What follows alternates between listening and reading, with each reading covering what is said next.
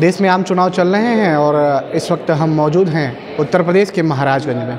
जी हाँ, वही महाराजगंज जहां से इस समय केंद्रीय वित्त राज्य मंत्री पंकज चौधरी आते हैं। ये सीट इस समय भाजपा के खाते में है और पिछले कई दशकों से बीजेपी के खाते में जाती है। अब चुनाव करीब है तो महाराजगंज में कहीं ना कहीं इंडिया एयरलाइंस की तरफ से यानी इंडिया गठबंधन की तरफ से, जिसे INDA गठबंधन कहा जा रहा है, वहाँ से वीरेंद्र चौधरी को, यानी कांग्रेस की तरफ से वीरेंद्र चौधरी प्रत्याशी हैं। तो हम जानना चाहते हैं कि क्या कुछ अब यहाँ से महाराजगंज की जनता का रुख रहेगा। क्या नाम पड़ेगा? मेरा नाम प्रणय कुमार गौतम है और मैं समाजवादी पार्टी का जिले का उपाध्यक्ष हूँ। देखिए, यह चुनाव आम चुनाव नहीं है। यह चुनाव बाबा साहब अम्बेडकर के संविधान को बचाने का चुनाव है, आरक्षण बचाने का चुनाव है, लोकतंत्र बचाने का चुनाव है। महाराजगंज से सांसद माननीय पंकज चौधरी जी 30 साल से सांसद हैं और देश के खजाने के मालिक हैं, वित्त राज्य मंत्री हैं। 30 साल ये उनका कार्यकाल हो गया और जिला पंचायत का जब से गठन हुआ 1995 से, तब से वो जिला पंचायत में उन्हीं का कब्जा है। दोनों कार्यकाल को जोड़ दिया जाए तो 59 साल हो रहे हैं और विकास शून्य है।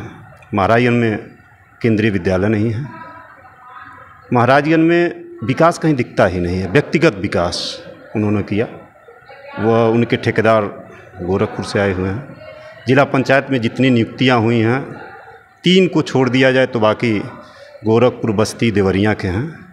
तो मैं तो मानता हूं कि पंकज चौधरी एक व्यवसायी हैं, उनका व्यवसाय तेल का है और अच्छे व्यवसायी हो सकते हैं वो, और हैं भी। और नेता तो वीरेंद्र चौधरी हैं, संघर्ष की उपज हैं, क्योंकि वीरेंद्र चौधरी जानते हैं, ये देखिए कृषि प्रधान जिला है और वीरेंद्र चौधरी एक किसान के बेटे हैं।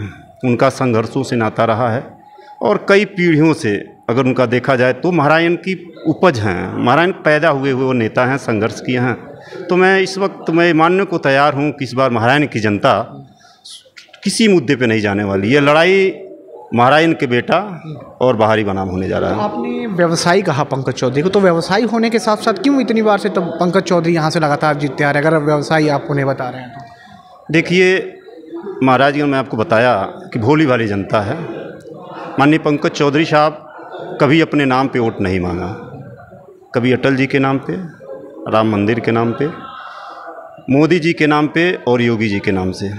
मैं तो चैलेंज करता हूँ आपके चैनल से कि कोई 30 साल उनका कार्यकाल है, कोई 5 काम वो बता दें महाराजगंज के लिए। एक विद्यालय बनवाए हों, एक विद्यालय। सक्सेना जी के बाद कोई जनप्रतिनिधि ऐसा नहीं हुआ सांसद के रूप में कि कुछ विद्यालय खोला है। और एक देखिए, अभी एक मिला है, एक महाराजगंज में वो बन रहा है मेडिकल कॉलेज। आप बगल के ज़िले सिद्धार्थनगर में चले जाइए, कुशीनगर में चले जाइए, वहाँ ज़िले अस्पताल को मॉडिफाई कर दिया गया और उनको मेडिकल कॉलेज का दर्जा दे दिया गया। और महाराजगंज में PP मॉडल, प्राइवेट बताइए क्या सुविधा होगी? क्या शिक्षा और स्वास्थ्य तो मेन मुद्दा है इस देश का, नौजवानों का। और एक अच्छे व्यवसायी हैं, उनको एक कंपनी महाराजगंज में लगवा देना चाहिए था। तो एक तेल की कंपनी अगर वो महाराजगंज में लगवाए होते तो शायद महाराजगंज के कुछ युवा बेरोजगार रोजी रोटी वहाँ से चलती।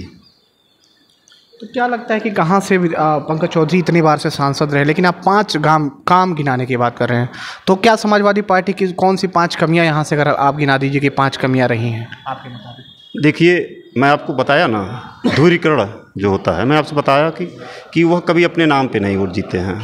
लेकिन इस बार का चुनाव मैं आप दावे से कह सकता हूँ कि महाराजगंज के बेटा और बाहरी बेटा के नाम पे चुनाव है।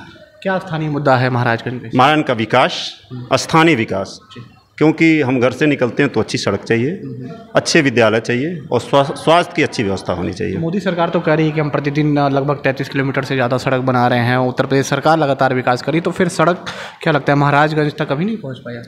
अभी मैं निचलौल के एक ब्लॉक में कटका साइड में गया था, वहाँ जब मैं पहुँचा तो प्रचार के दौरान तो वहाँ की सड़कों का दुर्दशा देखा।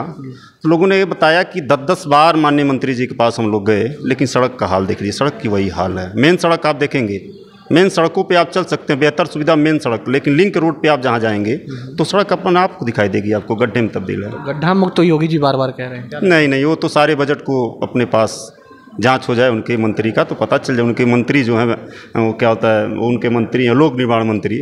10 साल में उनके आय को देख लीजिए, जो चुनावी अपना खर्चे में बढ़े थे उनके आय में, आप निकाल कर देख लीजिए कितनी तेज़ी से बढ़ी है। इनके विधायकों की, विधायक और मंत्रियों के लगातार आय बढ़ रहे हैं, किसानों की आय नहीं बढ़ रही है। क्या लगता है 400 पार का नारा, अब यहीं से बात कर लेते हैं, ये सीट कहाँ जाएगी महाराजगंज? यह सीट इस बार गठबंधन को जा रही है, गठबंधन को। 400 पार कतई नहीं, 400 पार नहीं जाएंगे किसी कीमत पे। अब तो 400 पार बोल नहीं रहे हैं क्योंकि जनता इनके सांसद बोल रहे हैं 400 पार का मतलब भारतीय संविधान से छेड़छाड़। जनता जाग चुकी है, ओबीसी और एससी जान चुका है, मन बना लिया है कि इस बार बीजेपी नहीं आएगी देश में। महाराजगंज में जो तस्वीर है वो तस्वीर बताते हुए नजर आ रहे थे कि जिस तरीके से चौधरी बनाम चौधरी यानी पंकज चौधरी और वीरेंद्र चौधरी में सीधी लड़ाई देखी जा रही है, उसको लेकर क्या कुछ तस्वीर सामने आएगी।